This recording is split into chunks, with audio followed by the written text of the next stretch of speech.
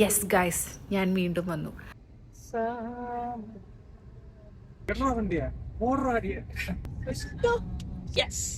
പറയൂ ജയറാം, മേട്ടൻ പറയൂ. ഞങ്ങൾ ഷൂട്ട് കഴിഞ്ഞിട്ട് പിറ്റേ ദിവസം ജയറാമിനെ കൊണ്ട് ഫുഡ് കഴിക്കാൻ വേണ്ടി ഇറങ്ങിയതാട്ടോ.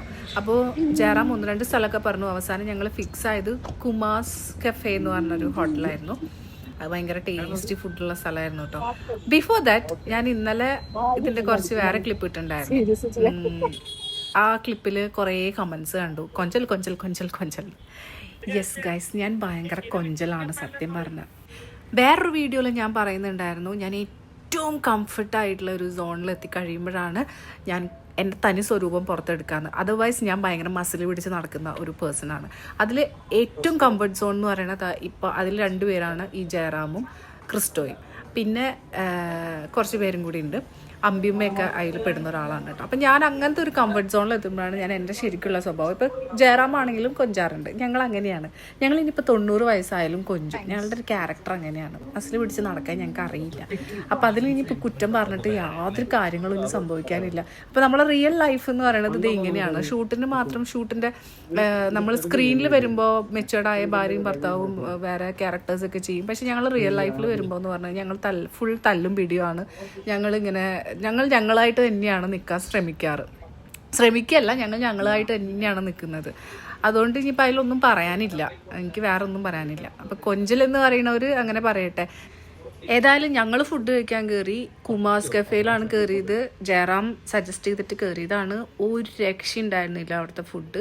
ഓരോ കൂട്ടുകറികളായാലും ഓരോ കറികളായാലും ഫ്രൈ ആണെങ്കിലും ഫിഷിൻ്റെ കറി ആണെങ്കിലും ഒക്കെ ഭയങ്കര ടേസ്റ്റായിരുന്നു. അതുകൊണ്ട് തന്നെ ഞാൻ ഓരോന്നും ചോറിൽ കൂട്ടി ട്രൈ ചെയ്തു, ഓരോന്നും മാത്രമായിട്ട്. കാരണം എന്താ വെച്ചാൽ ആ ഒരു ടേസ്റ്റ് കറക്റ്റ് അറിയാൻ വേണ്ടിക്ക് വായിൽ വെള്ളം വരുന്നു, പറയുമ്പോൾ തന്നെ വായിൽ വെള്ളം വരുന്നു. ട്രിവാൻഡ്രത്ത് പോയാൽ ഞാൻ എന്തായാലും ഇനിയും പോകും അവിടെ. ആ നത്തോലി ഫ്രൈക്കൊക്കെ ഒരു പ്രത്യേക ടേസ്റ്റായിരുന്നേ. ഇത് എന്തായാലും ഒരു കൊളാബല്ല കേട്ടോ. മനസ്സ് തട്ടി ആ ഭക്ഷണം കഴിച്ചിട്ട് അതിൻ്റെ ടേസ്റ്റ് അറിഞ്ഞ് മനസ്സിൽ തട്ടി പറയുന്നതാണ്. എന്തായാലും ജയറാമിന് ഒരു വലിയ താങ്ക്സ് ഉണ്ട്. ഞാനും ക്രിസ്റ്റോയും നന്നായിട്ട് ആസ്വദിച്ച് കഴിച്ചു. ജയറാം പിന്നെ വെജായിരുന്നു. ദേ ഇത് കണ്ടോ, നത്തോലി ഫ്രൈ. എൻ്റെ പൊന്നു, നല്ല ടേസ്റ്റ് ആയിരുന്നു കേട്ടോ. അപ്പം അത് എനിക്ക് ഭയങ്കര ഇഷ്ടമായി, ഫ്രൈ മാത്രം ചോറിൽ കൂട്ടി ഇങ്ങനെ കഴിക്കുന്നത്. അപ്പം ഞാൻ അങ്ങനെ ഒന്ന് ട്രൈ ചെയ്ത് നോക്കി. നമ്മൾ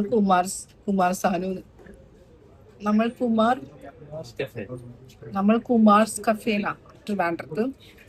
നല്ല ടേസ്റ്റ് ഉണ്ട്. ജയറാം സജസ്റ്റ് ചെയ്തിട്ട് വന്നത്. ക്രിസ്റ്റോ എങ്ങനെയുണ്ട്? നല്ല ടേസ്റ്റ് അല്ലേ? കുറച്ച് പുളിശ്ശേരിയൊക്കെ ട്രൈ ചെയ്തു. എല്ലാ കറികളും നല്ല ടേസ്റ്റ് ഉണ്ട്. ഇവിടുന്ന് ഇറങ്ങിയിട്ട് ഇനി എങ്ങോട്ട് പോകുന്ന ആലോചിച്ച് നിൽക്കുമ്പോഴാണ് നമ്മൾ ലുലുവിലേക്ക് പോകാന്നുള്ള പ്ലാൻ ഇട്ടത്. അങ്ങനെ ലുലുവിലേക്ക് പോണ വഴിക്ക് ഇതേ നോക്കിയേ പനന്നോങ്കി ഇരിക്കണം. എനിക്കാണെങ്കിൽ പനന്നോങ്ക് എന്ന് പറഞ്ഞാൽ ഭയങ്കര ജീവനാണ്.